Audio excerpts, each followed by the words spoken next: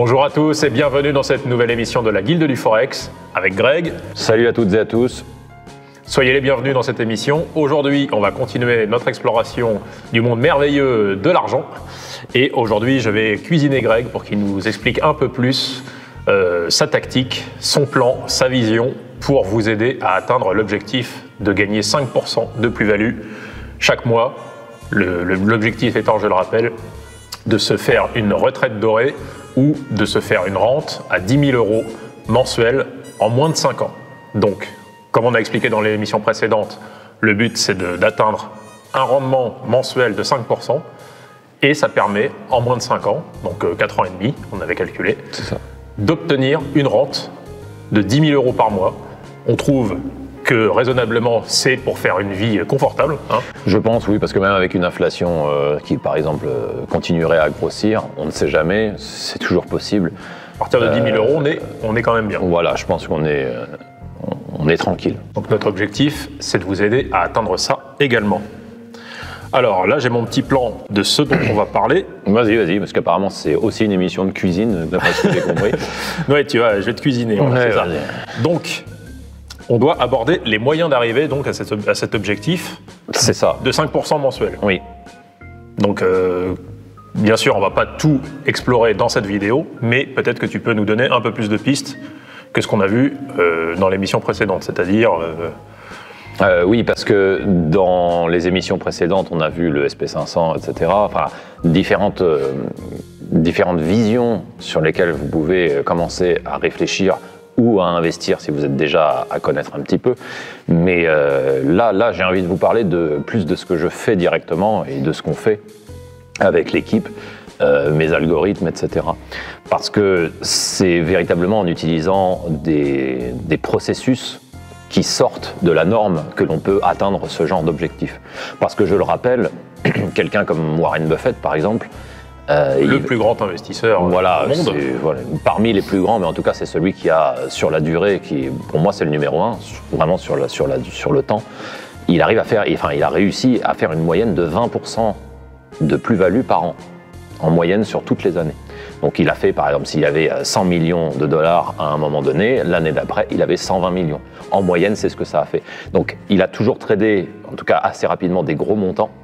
Donc c'est pour ça que 20%, ça peut paraître peu, parce que si on n'a que 1 000 €, ça fait 200 € à la fin du mois, à la fin de l'année. Même si tu as 100 000 €, ce qui est un beau montant déjà, gagner 20%, c'est pas extraordinaire. À 20 000 € dans l'année, ça fait un petit salaire. Voilà, ça fait une petite rentrée d'argent pas négligeable, mais sur la première année, c'est pas génial. Par contre, avec l'effet dont tu vas expliquer l'intérêt. La capitalisation, oui. Voilà. Donc avec la capitalisation, par contre, ça fait un effet boule de neige, qui, je le rappelle, c'était Albert Einstein qui disait que la capitalisation était la 8e merveille du monde. Parce que l'effet mathématique exponentiel que ça fait grossir un capital vraiment de façon extraordinaire. Oui, c'est inexorable en fait. Et surtout, alors ce qui est surprenant, c'est que quand on le met à plat et qu'on regarde les effets de ce processus, au début, c'est pas très spectaculaire. Et le moment le plus incroyable, c'est vers la fin de ce qu'on a prévu, c'est-à-dire que à force de rajouter 20%, c'est de plus en plus gros, un petit peu comme si on avait un domino qui pousse un plus gros, qui pousse un plus gros, qui pousse un plus gros, et qui finit par faire tomber un truc énorme. C'est ça, c'est l'effet de capitalisation.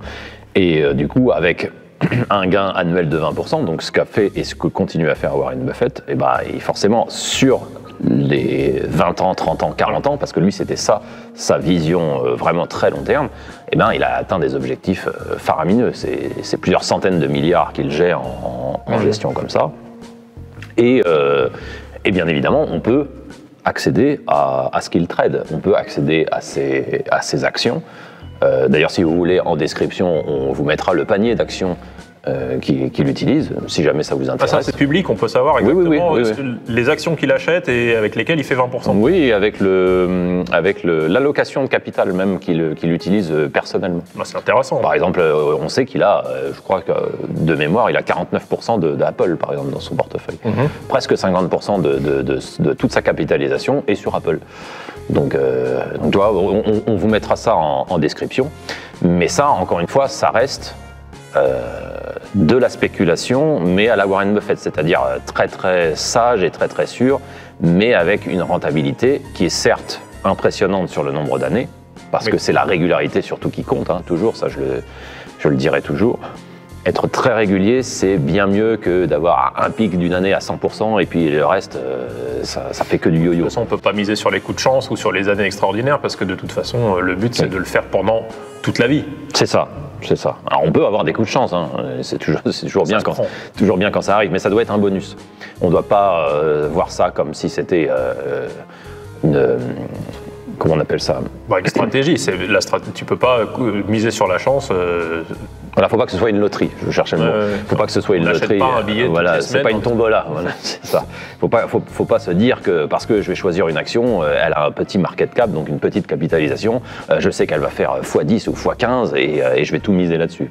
Ça, c'est bien évidemment pas quelque chose de régulier, contrairement à ce qu'a fait Warren Buffett avec ses 20% annuels. Donc là, 20% dans la première année, ce qu'on disait tout à l'heure, c'est pas très impressionnant, mais avec l'optique de la capitalisation, c'est 20% sur 20 ans, ça devient c'est énorme, colossal. Voilà. Mais on est quand même loin de ce que nous, on veut faire sur 5 ans, c'est-à-dire, si tu vises 5% par mois, ça fait 60% dans l'année. Et oui, et c'est 3 fois plus. Donc, forcément, le temps et la quantité d'argent qui est générée avec vraiment la capacité de faire du 55-60% par an, bah ça accélère tout. Et c'est comme ça, c'est en ayant ce type de rentabilité qu'on peut atteindre ce genre d'objectif très rapidement. Donc, ce qu'on disait au début de la vidéo, les 10 000 euros par mois ou 10 000 $ en fonction de ce que vous choisissez comme devise, c'est avec des stratégies qui vont bien au-delà de ce que peut faire un Warren Buffett. Donc c'est pas avec les actions.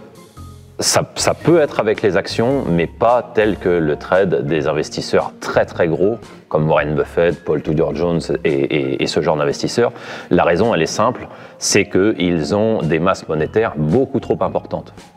Ça veut dire que par exemple, le fonds Berkshire Hathaway de Warren Buffett, il gère plusieurs centaines de milliards. Donc s'il voulait faire beaucoup plus que 20% dans l'année, il bougerait des masses monétaires tellement grosses qu'il ferait imploser le marché. En fait, il serait lui-même sa contrepartie, puisqu'il n'y aurait personne qui voudrait acheter. Voilà, il n'y aurait personne qui voudrait acheter là où il veut vendre, et personne qui veut vendre là où il voudrait acheter. Donc, c'est pas possible pour des masses aussi importantes d'argent de faire plus de 20, 25, 30% par an. Donc, le mieux pour eux, c'est justement d'acheter des actions, parce que ça, c'est illimité. Oui, il y a un fort potentiel de liquidité. Il y a vraiment beaucoup de volume dans ce qu'il gère. Et puis, c'est plus pérenne et il peut prendre des positions vraiment petit à petit. Il est obligé de le faire petit à petit pour pas court-circuiter le marché. Et là, pour les gens qui nous écoutent, c'est l'inverse. C'est-à-dire qu'eux, ils n'ont pas 100 000 millions de dollars à gérer sur lesquels ils peuvent... Si vous les avez, dites-le nous en commentaire. Voilà, à ce moment-là, on vous dira quelles actions suivre. Mais l'intérêt pour les gens qui suivent, c'est pas de faire un petit pourcentage certain sur un gros montant, mais plutôt de faire des gros pourcentages de gains rapidement sur des petits montants. On est parti du principe que quelqu'un qui veut investir, il faut qu'il ait au moins 5 000 euros, parce qu'en dessous de ça, il vaut mieux prendre un deuxième travail, et ensuite réussir à réinjecter 500 euros par mois dans l'activité que vous voulez faire. C'est le strict minimum, et je pense que c'est vraiment la barre la plus basse possible qu'on puisse faire pour être logique et sérieux quand on fait quelque chose. Et à partir de ce moment-là, avec 5 000 euros, effectivement, faire 20% par an, ça sert pas à grand chose. Il faut quand même trouver des solutions plus rapides. Sinon, ça sera pas en 5 ans, ça sera en 15 ans. Oui, 15-20 ans. Alors ça peut valoir le coup. Si vous avez 20 ans maintenant et que vous voulez faire quelque chose de très sûr, vous suivez ce que fait Warren Buffett, vous achetez les mêmes actions, et peut-être que dans 40 ans, vous serez bon. Mais nous, ce qu'on veut, c'est faire quelque chose de rapide pour les gens qui sont maintenant, qui ont 45, 50 ans et qui veulent prendre leur retraite dans les 5 années qui viennent. Il n'y a pas besoin d'avoir économisé 100 000 euros comme il faudrait faire pour monter un business ou monter, je sais pas, de l'e-commerce ou de l'immobilier. Là, il faut quand même pas mal d'argent derrière. Encore, je dis 100 000 euros, on est très loin pour faire de l'immobilier. Ou pour n'importe quel business, un grand magasin ou autre. Même un magasin de proximité, il faut avoir beaucoup plus que ça. Là, à partir de 5 000 euros d'économiser et en pouvant réinjecter 500 euros d'une autre source de revenus, vous pouvez commencer à travailler pour votre rente dans 4 ou 5 ans. Donc même si ça atteint pas les 10 000, même si au fur et à mesure que vous êtes là, dans 5 ans, vous avez 7 500 € qui tombent de dividendes grâce à l'investissement que vous avez fait en 2022, ça valait le coup, j'ai envie de dire. Bien sûr, c'est une moyenne. Voilà. C'est pas quelque chose où il y a 5% tous les mois qui est fixe. Non. C'est évidemment une moyenne sur les différents investissements que l'on fait. Mais c'est quelque chose de faisable. Bah oui, totalement. Voilà. Totalement. On vous donne un exemple de ce qu'on sait qui peut être fait. On sait qu'à partir de 5 000 €, c'est faisable. On sait qu'en rajoutant seulement 500 € par mois, ça marche. Et on sait que 5% mensuel, c'est faisable.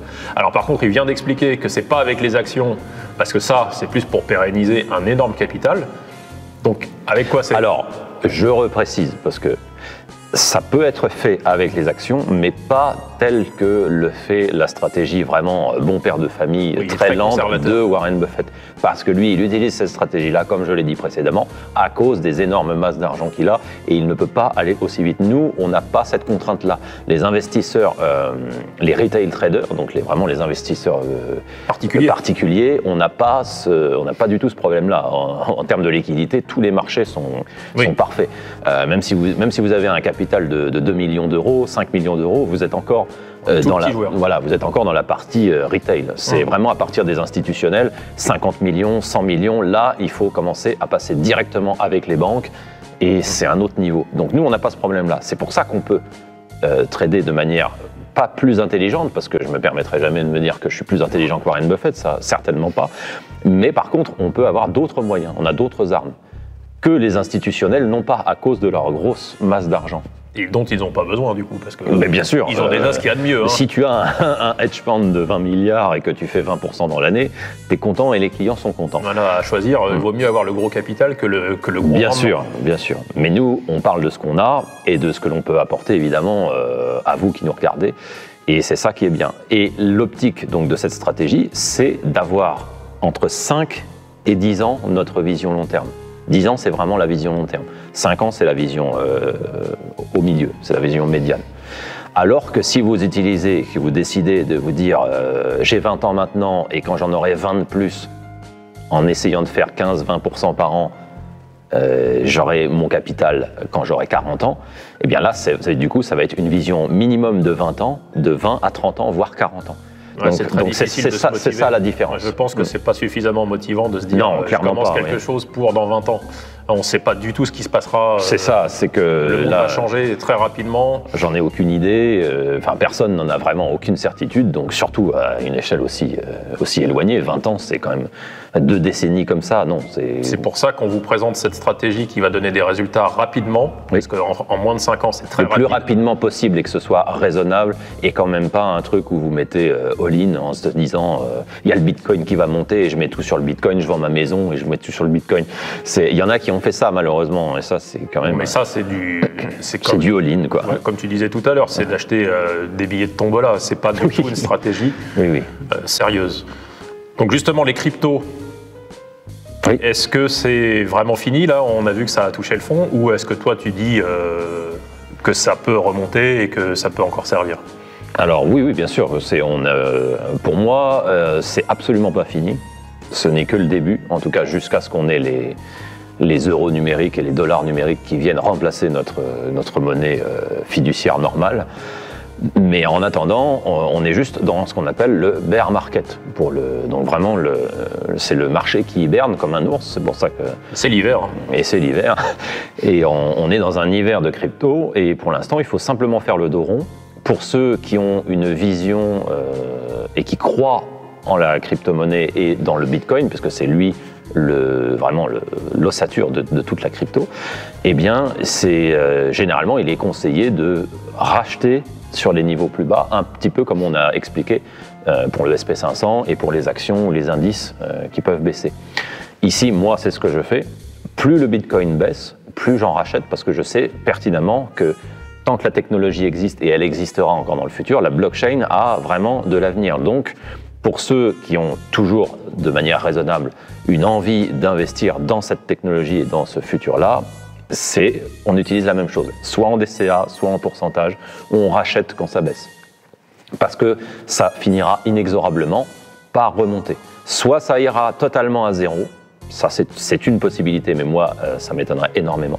Soit ça remontera et on aura de nouveau ce qu'on appelle un bull market dans les environs de 2024, parce qu'au moment du halving du Bitcoin, ça on fera, si tu veux, d'autres explications sur ça, parce que c'est un peu plus technique. Mais en gros, c'est la division de ce que touchent les mineurs sur le Bitcoin. C'est divisé par 2 et donc ça crée toujours un très gros engouement. Si en plus de ça, au moment du halving, c'est-à-dire à partir de 2024, on a une situation économique qui se redresse, ce qui est tout à fait possible, parce que d'ici 1 an et quelques, on pourra certainement avoir des améliorations, en tout cas en termes de news et en termes de chiffres, que ce soit au niveau de l'emploi, au niveau de l'inflation et ce genre de trucs. Eh bien, si on a une espèce de convergence d'événements dans ça et au moment du halving, on aura à nouveau un bull market. Et avec ce bull market, il y a de fortes chances que le Bitcoin repasse à nouveau les 70 000, 80 000, jusqu'à 100 000. Et ça ne sera pas à ce moment-là qu'il faudra en acheter? Ah ben non, parce que ça sera encore si vous achetez au plus haut et que quand ça repanique, vous revendez au plus bas. Donc c'est ce qu'on fait 95 ou 98% des gens. Avec. Et là, par exemple, c'est ce que tu fais pour les membres de la guilde qui te suivent sur les conseils tout à fait, au niveau crypto. Donc tous ceux qui sont dans la black box, on en parlera un peu plus tard. Ça, c'est ce que tu as conseillé. C'est-à-dire qu'à contrario de ce que recommandent les médias généralistes, qui disent « Oh là, les cryptos, ça c'est à casser la gueule, on vous avait prévenu, c'était un Ponzi géant, c'était pour vous voler votre argent. » Il y a ça aussi, oui. Bon, ça, à la limite, c'est toujours un bon indice, en fait, quand on commence à avoir TF1 ou toutes les grandes chaînes qui vous disent « Ça vaut pas le coup, ça m'intéresse. » C'est presque un indicateur. Oui, j'ai envie de dire, c'est presque un indicateur fondamental. C'est curieux qu'ils aient toujours tendance à essayer de dissuader, d'utiliser ce qui peut servir. Et en tout cas, quand c'est le grand boom et que c'est de nouveau la ruée vers l'or, ça sera beaucoup trop cher pour l'acheter à ce moment-là. Donc c'est quelque chose, si vous voulez faire partie de ceux qui suivent le côté crypto, donc de l'investissement de la guilde, c'est vraiment intéressant de savoir que c'est le moment où c'est pas cher, où c'est le Black Friday des cryptos. C'est ça, et voilà, l'hiver crypto nous permet de nous repositionner avec encore moins de capitaux sur un prix de Bitcoin ou d'Ethereum vraiment bradé, soldé. Et c'est exactement le même concept qu'on a expliqué dans la vidéo de la semaine dernière. Et malheureusement, moi je vois plein de gens sur Twitter qui disent « Ça y est, je quitte définitivement le monde des cryptos, j'accuse 70% de pertes, je vends ». Donc il acte en fait il acte sa perte, ouais, cette personne-là acte et c'est fini, je ne remettrai plus jamais les pieds dedans. Alors que ces cryptos sont moins chers, mais ils les possèdent toujours. Qu'est-ce que ça peut faire d'autre que remonter ou continuer de tomber, bien sûr, ça reste une possibilité, mais pourquoi avoir pris le risque de rentrer dans un marché et d'attendre que ça perde pour le quitter? Surtout quand c'est des pertes à ce niveau-là, j'ai envie de dire, quand on a perdu 70 ou 80% de son capital. Je dis pas que c'est impossible que ça arrive. Non, mais c'est un crash, on en a vu dans tout le domaine. Et pour plein de gens, c'est arrivé. Mais si vous en êtes à avoir perdu 80% du capital, je le rappelle qu'au départ, vous vous êtes dit, c'est ce que je peux me permettre de perdre. C'est pas de l'argent de la famille, c'est pas de l'argent pour payer votre loyer, vos factures, prévoir votre retraite ou prévoir la gestion de vos parents si jamais ils ont besoin d'être aidés ou ce genre de choses. L'éducation des enfants. Voilà, l'éducation des enfants. Quand on investit, on doit d'abord se dire, et ça j'espère que vous allez bien le noter pour ceux qui n'auraient pas réfléchi à cette éventualité-là, c'est que si vous investissez dans quelque chose, il faut que ce soit de l'argent que vous pouvez vous permettre de perdre. Si vous ne pouvez pas vous permettre de perdre quoi que ce soit, si vous ne pouvez pas vous permettre de perdre 1 centime, n'investissez pas. Il faut déjà même l'avoir perdu dans votre tête. Quand vous allez faire la stratégie qu'on va vous expliquer, les 5 000 € que vous allez placer quand vous allez ouvrir votre compte et que vous allez vous créditer votre compte avec ces 5 000 € ou plus si vous voulez investir plus, il faut que vous vous disiez « ça c'est pour que ça travaille pour moi ». Si ça marche pas, je m'en fiche. C'est l'argent, par exemple, pour faire des restos, et ça, je peux vivre sans. Voilà, c'est de l'argent qu'on sacrifie, en fait. C'est pas, faut pas que ce soit une prise de risque. Mais qu'on sacrifie, pas dans le sens où on le jette par la fenêtre. On le sacrifie, comme tu viens de le dire, on se prive d'un restaurant, on se prive d'un cinéma, mais on se prive pourquoi? Pas pour se faire du mal, on se prive pour avoir un meilleur avenir, pour avoir une chance de faire grossir un capital dans une optique de stratégie que l'on sait être efficace et qui fonctionne depuis des années. C'est ça le but. Mais malgré ça, on se protège psychologiquement et pécuniairement par le fait qu'on sait que c'est de l'argent qu'on peut se permettre de perdre. Donc pour revenir, juste pour éviter de trop m'écarter sur le truc, imaginons que vous avez investi, enfin pour la personne dont tu parlais sur Twitter, et elle a perdu 70%. Mais à quoi bon sortir? Puisque de toute façon, perdre 30% de plus sur de l'investissement, il ne reste pas grand-chose. Ça sert à rien. Il reste plus rien. C'est pas de sauver quelques miettes qui vont faire quoi que ce soit. Or, si la personne reste et que le cours remonte, comme je l'ai expliqué fondamentalement, parce que pour moi, il y a de très fortes chances que ça fasse ça, eh bien, au moins, elle repassera à son niveau break-even, c'est-à-dire à 0 perte, 0 gain. Et là, à ce moment-là, elle peut sortir. Oui, là, on peut décider qu'on ne supporte pas les hauts et les bas et que le trading, c'est pas fait pour soi et qu'on, du coup... Le trading crypto, par exemple, oui, je peux comprendre que c'est un peu rock'n'roll quand même. Mais oui, voilà, il y en a qui n'aiment pas peut-être le stress que ça procure. Mais quand on trade avec de l'argent, qu'on se dit, cet argent-là, j'en ai pas besoin, je préfère le mettre à travailler pour moi, et on l'oublie, c'est-à-dire qu'on ne compte pas dans ses finances qu'on avait cet argent-là pour faire des choses avec. C'est ça. On ne l'oublie pas parce qu'il est en train de travailler, mais on l'oublie pour le côté « je peux m'en servir ». Non, celui-là, si je le mets, je ne peux plus m'en servir. Et ça ne me pose pas de problème. Si vous n'êtes pas dans cet état d'esprit, ne le faites pas. Voilà, c'est un des meilleurs conseils qu'on peut vous donner toute votre vie et sur tous vos investissements, quels qu'ils soient. Ne tradez que l'argent que vous pouvez vous permettre de perdre. Donc là, on a vu la stratégie générale, un peu lente mais sûre de Warren Buffett, qui lui permet de faire 20% par an. Oui. On sait que les cryptos, ça peut être super pour faire des coups d'accélérateur. On sait qu'il y a des événements marquants qui peuvent les faire remonter de façon imprévisible, mais bon, anticipée, on va dire.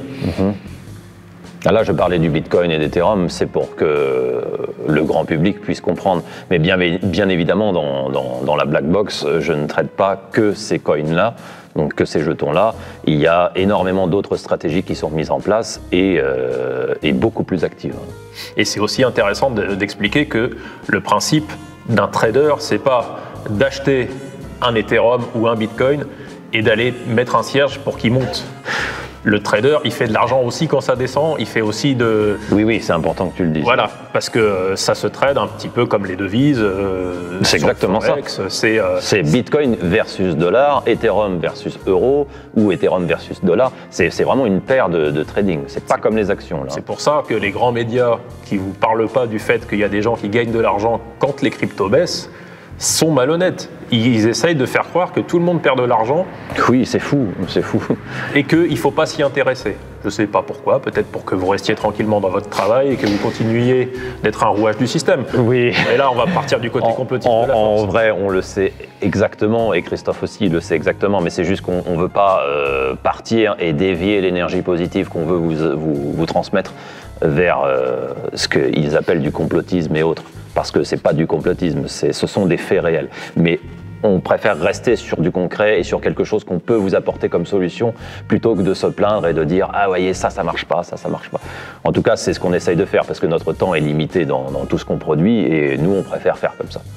Ceci étant, l'information, quand on la cherche, elle est disponible. Ah oui. Donc, si vous cherchez de l'information seulement en allumant BFM TV, TF1, Canal+, ou les sources d'information les plus faciles à consommer, un petit peu comme la fast-food, donc ce qui est facile à consommer, c'est pas forcément ce qui est bon pour vous. Quand vous avez au moins le courage et l'honnêteté de chercher plusieurs sources, vous finissez assez facilement par trouver ce qui existe vraiment.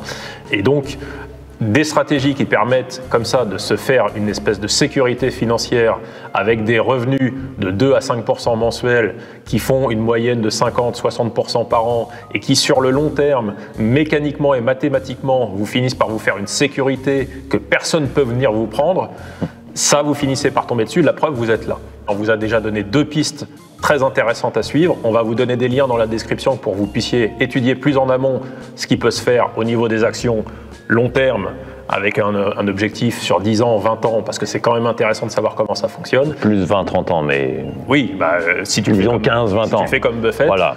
Et puis peut-être aussi laisser un lien pour aller mettre un email dans un formulaire et qu'on vous envoie des informations en message privé avec des choses un peu plus précises que vous pouvez étudier. Oui. parce que ça, il y a des trucs qu'on peut pas vous dire sur YouTube, mais qu'on peut vous envoyer en newsletter. Donc la newsletter, bien sûr, elle est gratuite. Et puis ensuite, à vous de voir si vous voulez aller plus en amont, vous nous contactez en message privé, on peut répondre à vos questions. Vous pouvez poser des questions dans les commentaires, on répondra aussi. Là, dans la semaine prochaine, on va filmer une vidéo FAQ. Donc si vous avez des questions, n'hésitez pas à les poser dans les commentaires ou par mail. Il y a le mail aussi sur YouTube, vous pouvez le voir dans les informations du canal. Vous nous envoyez une question et puis on répondra soit en vidéo si c'est une question générale, soit on vous répond directement si c'est une question plus précise, privée qui vous touche vous. Bien sûr, on ne va pas répondre à des interrogations personnel si c'est une question personnelle en rapport avec vos finances, etc. Ça restera privé. Ouais. Mais si c'est général et que ça peut profiter à toute la communauté, à ce moment-là, on fera une vidéo pour que tout le monde ait la réponse en vidéo. Tout à fait. Voilà, c'est juste pensez à vous abonner, à mettre la cloche pour ne pas rater les prochaines émissions, parce que pareil, on va rentrer un peu plus dans les détails au niveau des investissements, de ce qu'il fait lui sur le trading crypto, donc on en a parlé un petit peu aujourd'hui, les allers-retours sur les différents coins, etc. Bien sûr, on ne va pas vous dire exactement les stratégies précises, mais on va vous dire comment vous pouvez vous en profiter. Voilà. Peut-être juste pour le mot de la fin qui pour le coup me vient, c'est que le résumé, donc si on veut dire ça, c'est dans la black box, il y a le trading sur le forex, donc avec les algorithmes qu'on utilise depuis des années, l'or, comme je l'ai expliqué, le SP500, les crypto-monnaies, comme on l'a dit là, et également les actions, mais pas les actions tradées de manière classique, c'est-à-dire ce sont les actions avec option. Donc, les actions seules avec option permettent déjà de faire du 3 à 4% mensuel. Et ça, quasiment de manière systématique. Parce qu'avec les options, on se protège avec une stratégie quasiment comme du hedging. Donc, pour ceux qui ne connaissent pas, là, je parle un petit peu chinois. Là, tu nous fais le teasing un petit peu de la prochaine vidéo. Voilà, mais c'est ça. Parce que la prochaine vidéo, c'est les options et donc, du coup... Et les algorithmes que l'on trade actuellement sur le forex et sur l'or. Donc restez bien abonnés, restez à l'affût de la prochaine vidéo, on va la tourner assez rapidement, on découpe en plusieurs parce que sinon c'est indigeste, il ne faut pas qu'on vous balance trop d'informations. Ah bah oui, il y a tout de suite. Mais là aujourd'hui c'était encore un survol de ce projet Black Box et dans la prochaine vidéo il rentre dans les détails et sur les 5 piliers qui le composent, on rentre vraiment sur les détails de ce que vous allez pouvoir utiliser concrètement avec des finances qui sont à votre portée, c'est-à-dire comme j'ai dit tout à l'heure, petit budget de départ et petit rajout mensuel ou... Tout à fait, de 5 à 10% de la valeur de votre capital. Donc si vous avez 5 000, rajoutez 500. Si vous avez 50 000, rajoutez 5 000. Et ainsi des choses qui sont faisables pour des petits traders. Parce que les hedge funds et les gens qui tradent à milliards, les stratégies sont intéressantes, mais les résultats sont sur le très long terme. En tant qu'individu, nous, ce qu'on veut, c'est vous offrir de la liberté rapidement dans les années qui viennent. Tout à fait. Voilà, on termine sur ça. À bientôt. Ouais, à bientôt.